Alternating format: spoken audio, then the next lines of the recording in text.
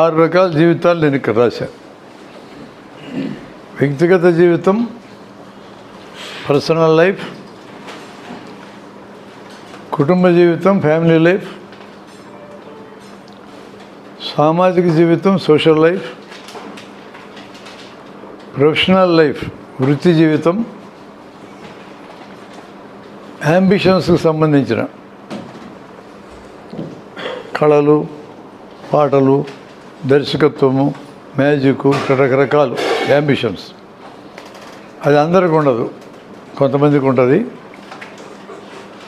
ఉద్యమ జీవితం అంటే సమాజాన్ని మార్చాలి, ఇప్పుడున్నది బాగలేదు అనే కోరిక కలిగిన వాళ్ళు ఒక్కొక్కడు దాన్ని మార్చడం సాధ్యం కాదు కాబట్టి ఒక గుంపుగా మారి ఆ పని చేస్తారు.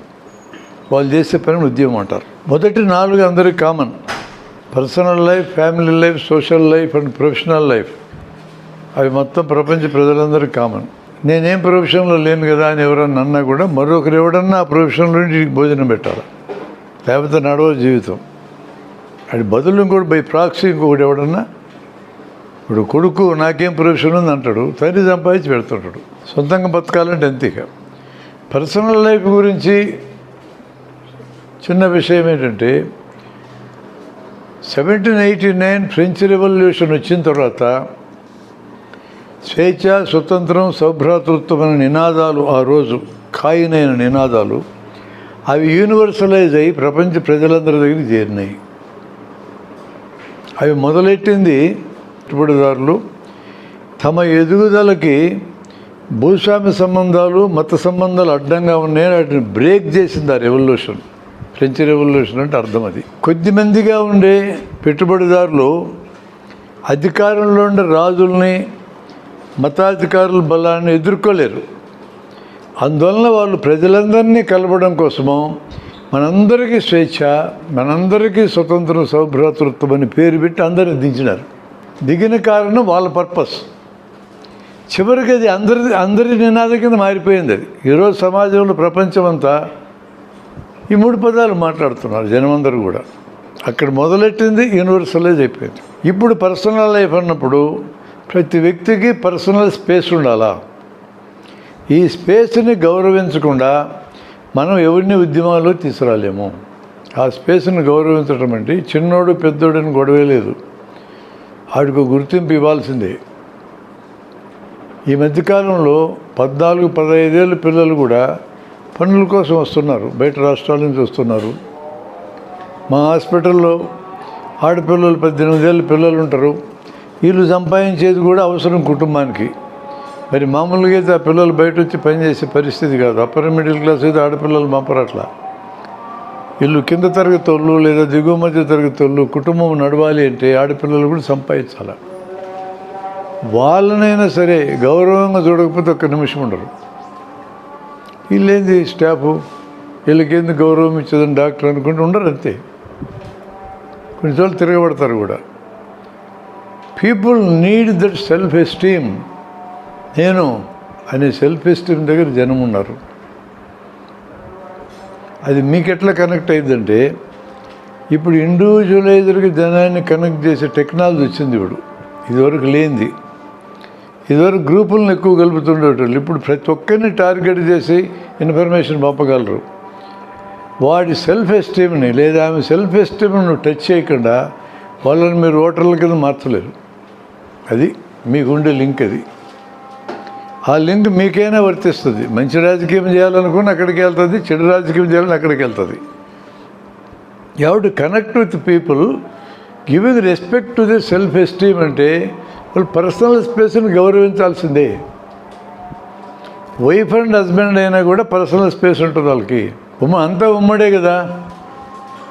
రాష్ట్రాలు ఏమన్నా మన మధ్యన మొదలెట్టాడు భర్త. వీళ్ళు మొదటి రోజే మాట్లాడటం మొదలుపెట్టి పెళ్లి కాకముందు నీకేం సంబంధాలను మాట్లాడుకున్నారు. ఇట్టే ఉంటాలే నా మొగుడానికి నా పిల్ల కూడా చెప్పింది. ఇంకంతే, ఆమె జీవితం బొగ్గైంది. ఏంటి సమాజంలో నార్మ్ ఏంటంటే మగవాడి ఎక్స్ట్రా మ్యారిటల్ రిలేషన్షిప్స్ను చూసిన ఆడవాళ్ళు సహించినంతగా ఆడపిల్లలు ఎక్స్ట్రా మ్యారిటల్ రిలేషన్స్ని సహించరు, ప్రీమ్యారిటల్ కూడా సహించరు. దానికి కారణం పురుషాధిక్య భావజాలం ఇంకా మన తలలో ఉండడమే. దాన్ని ఎట్లా పరిష్కరించాలి ఆ ప్రాబ్లంని? పెళ్ళి కాకముందు మీకున్న సంబంధాల గురించి మీరు చెప్పాల్సిన అవసరం లేదు. పెళ్ళి అయిన తర్వాత ఒకరికొకరు నిజాయితీగా ఉన్నారు లేదా, అక్కడికి మిలీనియల్స్ కొంతమంది ఆపరేషన్ జెడ్ అనే జనరేషన్ జెడ్ వీళ్ళు వచ్చేసారు ఆల్రెడీ. ఈ జనరేషన్ మీరు అట్లా అర్థం చేసుకోవాలి. మాకంటే ముందున్న జనరేషను నీతులు చెప్తుంది. మా జనరేషను అంటే బేబీ బూమర్స్ కొంచెం చూసి చూడనట్టు వదిలేస్తాం. మాకంటే ముందు వదలరు, చచ్చిపోతాం మేమని బెదిరిస్తారు. చచ్చారు కొంతమంది. మిలీనియల్స్ ఇంకొంత రెసిలియంట్గా ఉన్నారు. ఈ చివరి ఉండే 2 గ్రూపులు ఏమి పెళ్లి కాకముందు ఎవరికి ఏది ఉంటే ఏం లేదు ఉండని, మాకుంది వాళ్ళకుంది అంతే, అక్కడికి వచ్చేస్తున్నారు. సహజీవనం కూడా ఎక్కువ ఈ గ్రూపులు. పెళ్ళి కాకుండా కలిసి బతుకుతాం, కంపాటబిలిటీ ఉండాలి కదా. తర్వాత విడాకులు గోలు ఎందుకు, నచ్చకపోతే ఇప్పుడు వదిలేస్తాం. అది కరెక్టా కాదా ఆ జడ్జిమెంట్లోకి మీరు వెళ్ళొద్దండి. ఆ జడ్జిమెంట్స్ మీరు చేయలేరు. ఉన్నది చెప్తున్నా నేను, మీ జడ్జిమెంట్స్ కోసం నేను చెప్పాలా. మీరు ఆ ఉన్నదేందో చూసే మీరు నిర్మించుకోవాలి మీ స్ట్రాటజీలు అంతే. ఇటున్నాడు పనికిరాడు నాకంటే పోతున్నాడు అంతే, వాడు ఉన్నాడు అట్లా. అది ఎంత సింపుల్ అంటే, మీకు సాధు జంతువులు జింకలంటే మీకు ఇష్టం, పులులు క్రూర జంతువులు క్రూరంగా ఉంటాయి అంటావు, మీకు నచ్చలే. పులిపై జింకని తింటుంది. మీరు డిస్కవరీ ఛానల్లో చూస్తే దాన్ని ఎట్లాగైనా జింకలు తిరగబడి పులింది అంతే బాగుండా నీకు కోరిక ఉంటుంది. అక్కడక్కడ తనిని చూపిస్తారు మనకి, అక్కడక్కడ జింకలు తిరగబడి పులిని తరివేసి చూపిస్తే ఎంత ఆనందపడి సప్పట్లు కొడతాం మనం. అది నీకేంది ఈ సమస్య అంటున్నది. ప్రకృతి అది. పులులు జింకలు తిని బతకాలా? అవి బతకాలంటే తినాలా? నువ్వు సప్పట్లు కొట్టితే దాటికేం సంబంధం? పోయి మన పుల్లుకు నీతులు చెబుదాం, నువ్వు జింకలను తినగాకపోయాని మరి ఏం తినాలా అంటాయి. నువ్వు కూడా గడ్డి తినను, సర్లే నువ్వు చెప్పినావు కాబట్టి తింటా గడ్డి అని గడ్డి తింటాం మొదలుపెట్టిన పుల్లు సింహాలు. ఇప్పుడు ఏమైందో చెప్పండి. జింకల పాపులేషన్ అపరిమితంగా పెరుగుతుంది. వాటికి అడవుల్లో గడ్డి జాలక మీ పొలాలకు వస్తాయి. నువ్వు ధాన్యం పట్టించుకోవాలనుకుని మొత్తం లేపారేస్తాయి. ఇప్పుడు ఏమంటావు చెప్పు. నువ్వు ప్రకృతిలో ఉన్నదాన్ని ప్రశ్నించేది ఏందండి? బుద్ధిహీనమైన కార్యక్రమం తప్ప. ప్రకృతిలో ఉన్న వాటిని ప్రశ్నించి ప్రయోజనం లేదు. మనం క్రియేట్ చేసుకున్న వాటి దగ్గర మనం ప్రశ్నించుకున్నాం, ఇది ఉండాలి ఇది ఉండకూడదని. అది ఫుడ్ సైకిల్. అది ఆ సైకిల్ నడిస్తేనే ప్రకృతిలో అవన్నీ జరుగుతుంటాయి. అట్లా పర్సనల్ అనేది ఒకటి క్రియేట్ అయింది. అది క్రియేట్ అయిన తర్వాత నీ పర్సు, నీ కంప్యూటరు, నీ సెల్ ఫోను, నీ రూము, నీ డెస్కు, తాళం, నీ డైరీ ఇవన్నీ నీ సొంతం. నీ ఇంట్లో ఎవరు కూడా టచ్ చేయడానికి వీలు లేదు పర్మిషన్ లేకుండా.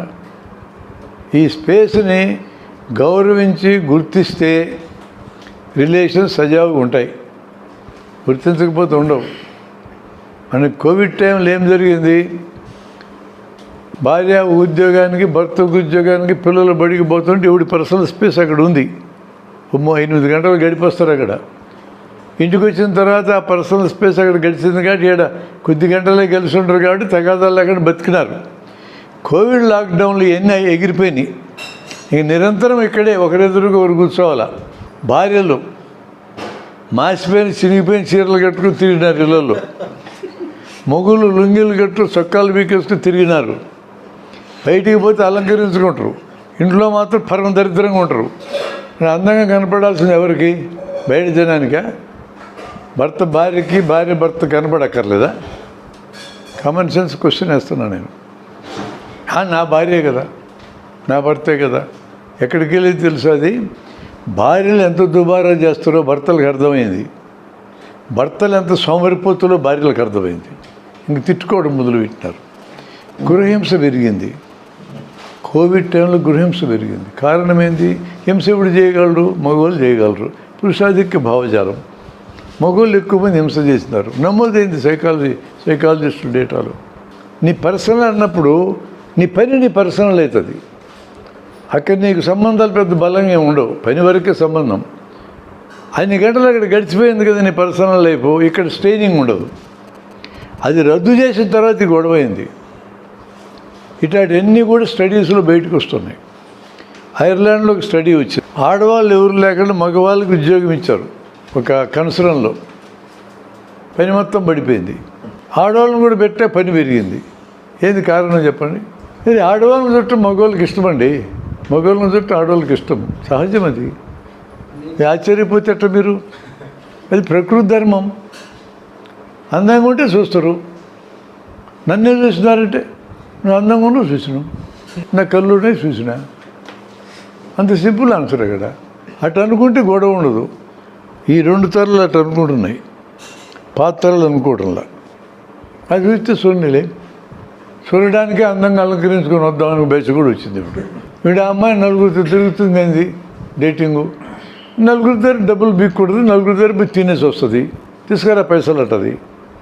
ఇష్టం వచ్చిన పెళ్లి చేసుకుంటుంది. నలుగురు చేసుకోవచ్చు కదా, నువ్వెవడు చెప్పడానికి?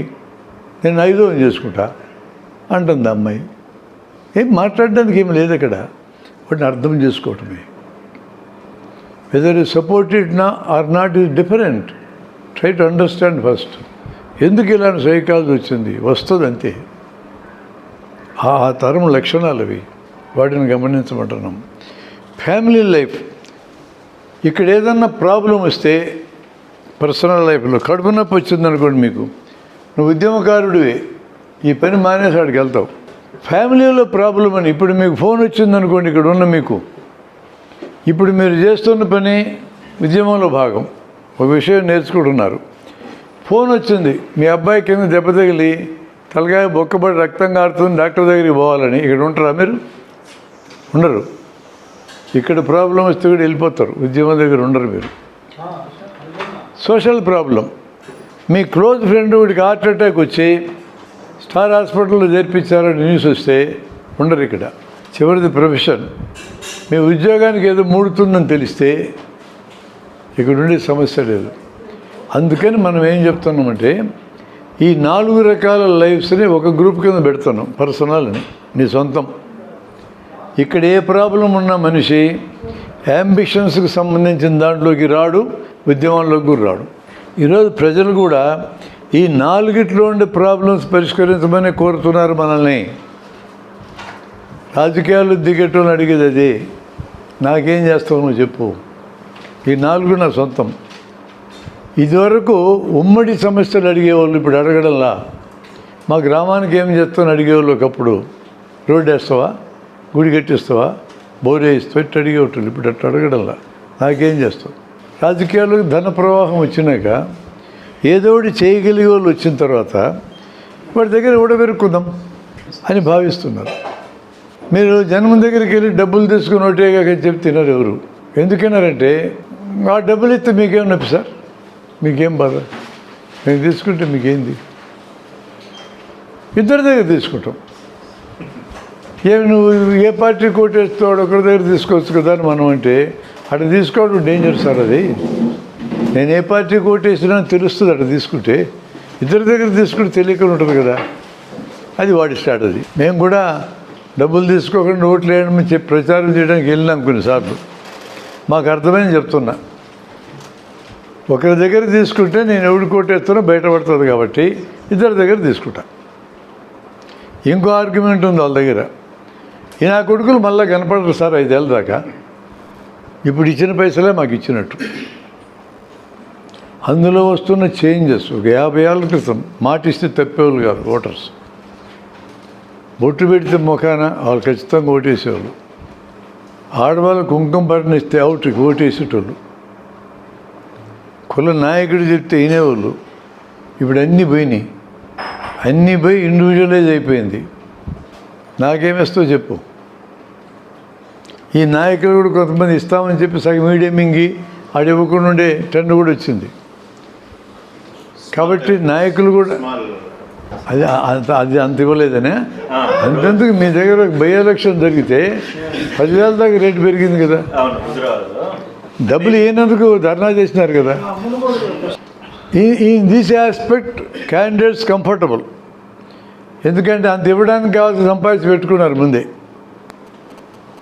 ఇచ్చేస్తే పోతే ఇటు పేడ 5 ఏళ్ళు ఇటు తోలి పోనక్కర్లా. వాడి క్యాల్కులేషన్ అది.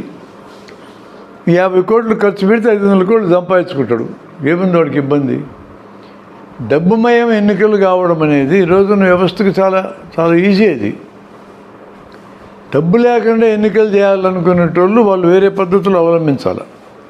మీరు ఈ డబ్బుతో పోటీ పడలేరు. ఇప్పుడు ఈయన డబ్బు లేకుండా గెలవాలనుకున్నాడు అనుకోండి, ఈయన వేరే స్ట్రాటజీ తీసుకోవాలా. డబ్బు స్ట్రాటజీ మీరు చేయలేరు, మీరు ఆ డబ్బు మీరు పెట్టలేరు. వాళ్ళు ఏ పద్ధతిలో జనాన్ని ల్యూర్ చేస్తున్నారో వాళ్ళు చేయగలిగినంత మనం చేయలేమాటల్లో. ఆ ఏరియాకి వెళ్ళకూడదు మీరు. వాడు చేయలేని ఏరియాలోకి నువ్వు వెళ్ళాలి. అవేందో మనం చూద్దాం. ఇందాక మీతో మాట్లాడింది అలాంటిదే. నేను గ్రామాలతో సంబంధం పెట్టుకోవాలని నేను మాట్లాడాను. చూడండి, అది నేను డీటెయిల్డ్గా చెప్తాను. అట్లాంటి అవకాశాలు ఉన్నాయి. అసలు పూర్తిగా సున్నా అయిపోలే. అవన్నీ స్ట్రాటజిస్టులకు అవసరం లే. వాళ్ళు లిమిటెడ్ ప్రోగ్రాం పెట్టుకున్నారు. వీళ్ళ దగ్గరికి క్లయింట్గా వచ్చినాను గెలిపించాలి, అంతే. అంతేనా? ఏం చేసినా సరే అండర్స్టూడ్. అది ఆయన వృత్తి. అది వృత్తి అన్నకు ఏం చెప్తావు? హంతకుడు ఉంటాడు, హత్యలు చేయటం వృత్తి. నువ్వు హత్య చేస్తే తప్పు కదా అని అడిగి చెప్తాడు. ఎందుకంటాడు? అది వాడి వృత్తి. అది వాడు పాజిటివ్గానే చూస్తుంటాడు హంతకుడు. వాడికేం ఇబ్బంది లేదు. మనకు నష్టం కాబట్టి మనం మాట్లాడుతున్నాం. ఇక్కడ నీ దగ్గర ఎవడు మాట్లాడతాడు? అపోనెంట్ మాట్లాడతాడు. నీ క్యాండిడేట్కి ఏముంది నొప్పి? బాగానే ఉంటుంది. డబ్బులు వాళ్ళు కూడా ఒప్పందం చేసుకున్న బ్యాచ్ అనుకో, ఈసారి నువ్వు గెలువు, ఈసారి నేను గెలుస్తాను మాట్లాడుకుంటారు వాళ్ళు కూడా. భావజాల వ్యాప్తి లేని చోట నడుస్తుందని సార్ ఇంతకుముందు చెప్పాడు. భావజాలం లేని చోట అన్ని రకాలు నడుస్తాయండి. అక్కడ నడవకుండా ఎందుకుంటాయి? మా దగ్గర పోయినసారి ఎన్నికల ముందు దాకా గెలిచినోడికి 60%, ఓడిపోయినోడికి 40% లెక్కన వనరులన్నీ తినేవాళ్ళు. ఈ ఎన్నికల్లో మారింది. అది గెలిచినోడి మొత్తం తినాలని మొదలెట్టారు మా రాష్ట్రంలో. అందుకని ఇంతలా ఫ్రిక్షన్ వస్తుంది మా దగ్గర. లేకపోతే ఇంత ఫ్రిక్షన్ ఎందుకు ఉంటుంది? ఇంతలా ఫ్రిక్షన్ అంటే అపోజిషన్ లోపలేయాలా. ఇక్కడ అపోజిషన్ వాడు మేల్కొని గుంపులు మళ్ళీ కలపడం మొదలుపెట్టాడు. నేను ఇప్పుడే ఎన్నికలు పెడితే గెలుస్తా చూడబ్బా అని. ఇంత ఫ్రిక్షన్ రాదు. ఆ పంపకాలు సరిగా ఉంటే 5 ఏళ్ళ దాకా ఊరుకుంటారు. అది జరుగుతుండేది, నాకు తెలుసు. అది విజయవాడలో ఒక బ్రాంతి కొట్టోడు కలిస్తే టీడీపీ అధికారులు ఉన్న టైంలో ముందుగా అంతకు ముందు, ఏమైనా మరి టీడీపీ అధికారులు ఉంది, నువ్వు వైసీపీ కదా, నీకేమైనా ఇబ్బంది అంటే, ఏం ఇబ్బంది లేదన్న. వాళ్ళకి 60% షాపులు, మాకు 40% షాపులు. లేదు, ఇప్పుడు లేదు. ఆ ట్రెండ్ మారుతుంది. మొత్తం మేమే తినాలంటే ఒత్తిడి ఎక్కువవుతుంది, పోటాపోటీలు ఎక్కువవుతాయి, రత్లెస్గా మారుతారు. ఇవన్నీ జనం చైతన్యం కాదలుచుకుంటే ఒకందుకు మంచిదే. కానీ చైతన్యం చేయాలనుకున్నాడు చేయగలగాల. చైతన్యం చేసేవాడు చేయలేకపోయాడు అనుకో, మొత్తం బ్యాంక్రప్ట్ అవుతుంది సిస్టమ్ అంతా. చైతన్యం చేయాలనుకున్నట్టు సౌండ్గా ఉన్నారు లేదనే సమస్య వస్తుంది. ఇదివరకు కమ్యూనిస్టుల మీద కాస్త ఆశ ఉండేది, మొత్తం అడ్డం పడుకున్నారు వాళ్ళు. ఇంక వాళ్ళు ఎవరు సిద్ధంగా లేరు చేయడానికి. వాళ్ళే నేను చెప్పినట్టు మారారు. ఇంక వాళ్ళు ఏం సిద్ధమవుతారు? కాబట్టి ఇతర జనంలోంచి రావాలా న్యూ జనరేషన్ ఇట్లా ఆలోచించేటోళ్ళని.